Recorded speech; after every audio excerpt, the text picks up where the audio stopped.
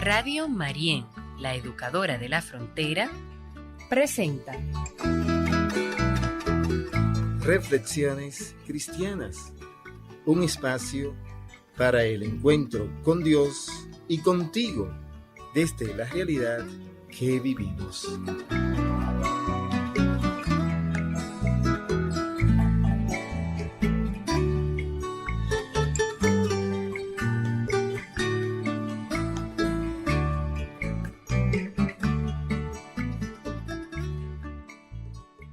Muy buenos días, amigas y amigos en el Señor. Hoy es miércoles 21 de septiembre del 2022. Hoy la Iglesia nos presenta la fiesta del apóstol San Mateo. Hoy celebramos el día de este gran evangelista, un hombre que era cobrador de impuestos, es decir, un pecador, tenido como un pecador en aquel tiempo, y que experimentó el llamado del Señor en su corazón y se convirtió a él. Mateo dice el Evangelio que siguió a Jesús al escuchar el llamado que él le hizo. Lo dejó todo y le siguió. Es una manera de hoy también presentarnos la posibilidad de nosotros ver con confianza y como una realidad el que todos estamos llamados y llamadas por el Señor y que también podemos convertirnos, es decir, cambiar aquellas cosas que no van de la mano con lo que el Señor nos ofrece. Él nos lo ha dicho muchas veces, de varias maneras en el Evangelio. Nada es imposible para Él. Para Dios todo es posible. Por lo tanto, así como Mateo, pongámonos a la disposición de Él, del Señor, escuchemos su voz y sigámosle. En eso consiste la verdadera conversión. El Evangelio de hoy está tomado de Mateo capítulo 9, versículo del 9 al 13.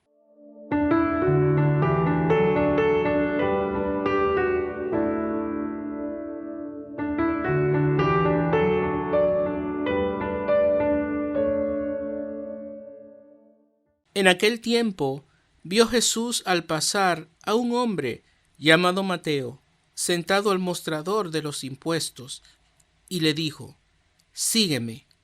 Él se levantó y lo siguió. Y estando en la mesa en casa de Mateo, muchos publicanos y pecadores que habían acudido se sentaron con Jesús y sus discípulos. Los fariseos, al verlo, preguntaron a los discípulos: «¿Cómo es que tu maestro come con publicanos y pecadores?»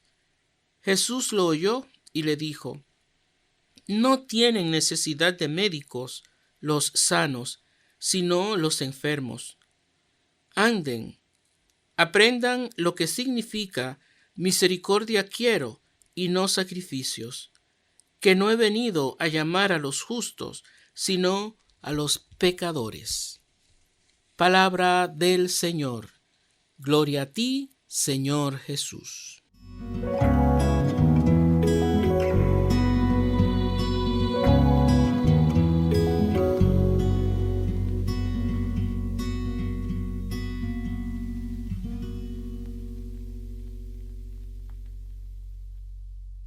Como decía, el llamado de Mateo es emblemático, es muy conocido, pero nosotros, al imaginarnos cómo fue todo aquello, podemos ver quizás lo difícil, lo extraño que fue para los discípulos estar luego compartiendo con un hombre que había sido prácticamente su enemigo. El cobrador de impuestos en aquel tiempo era una persona odiada, desechada, apartada por los judíos, porque a pesar de que era parte del pueblo, había sido escogido por los romanos para extorsionar, para cobrar unos impuestos altísimos que maltrataban y hacían cada vez más a los pobres más pobres. Y aquellos que eran los ricos, los poderosos, los favorecía con aquel cobro porque era para darle más comodidad y más beneficio a aquellos que desde ya lo tenían. Mateo era un hombre desechado, odiado, porque maltrataba con el cobro de impuestos, pero también con esa extorsión. Hoy nosotros podemos imaginarnos, ya que tenemos también muchos casos de injusticias, lamentablemente en nuestra realidad, cómo son aquellos que nosotros reconocemos que roban, que estafan, que maltratan, que extorsionan a nuestra sociedad y especialmente a los más pobres. Pues Mateo era uno de esos. Sin embargo, miren cómo el Señor le llama, porque para Jesús nadie está exento, es decir, negado de recibir el reino de Dios para él en su vida. Para Dios todos tenemos la oportunidad, porque de Él venimos y todos merecemos estar con Él. Bien lo dice también Jesús al final de este evangelio.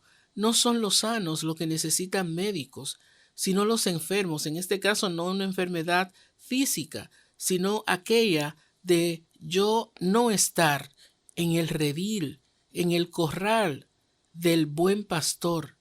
Mateo era una oveja descarriada y sin embargo Jesús fue capaz de dejar a las demás, como aquella parábola de las 100 ovejas, es capaz de dejar a los otros para ir en busca de Mateo. ¿Y dónde está el dejar aquí? En arriesgarse y hacer esto, porque muchos pudieron pensar, como lo hicieron, que él no estaba haciendo bien, porque era, repito, un desechado. Ojalá que esto a nosotros nos ayude a ver que no somos mejores que nadie, aunque estemos en el redil, que todos necesitamos de esa misericordia y de ese amor de Dios que acoge, que perdona, que reconcilia el reino con aquella que está descarriado. Ojalá que con humildad nosotros podamos reconocer esto y disponernos no solamente a seguir al Señor desde su llamado, sino también a recibir a aquellos que en algún momento se han descarriado.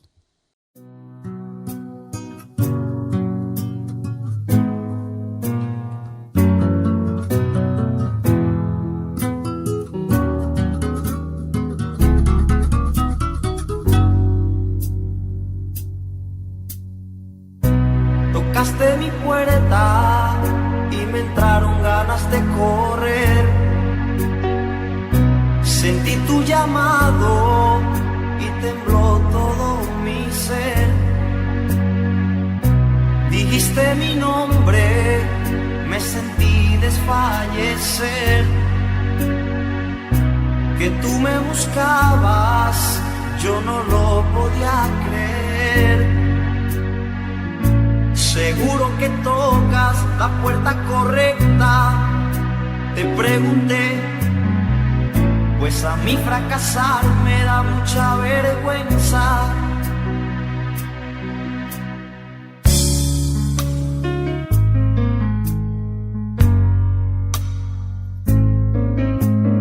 Ven a mí y no tengas miedo. Comprendo que no todo lo puedes entender, pero sigue mi camino y te mostraré que puedo hacer que con tu fe montañas puedas mover.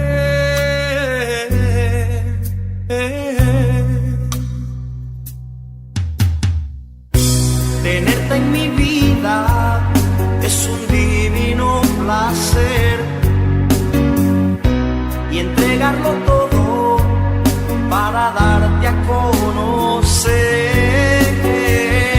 sentir que me llevas, que no me dejas caer, que en todo el camino siento conmigo tu ser. De mi corazón yo te abro la puerta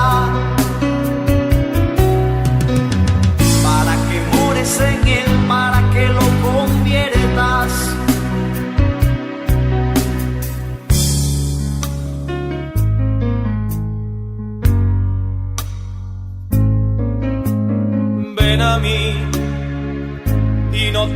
tengas miedo y ten confianza porque comprendo todos tus temores. Pero sigue mi camino y te mostraré que puedo hacer que con mi poder realices cosas mayores. La la la la la la la la la la la la.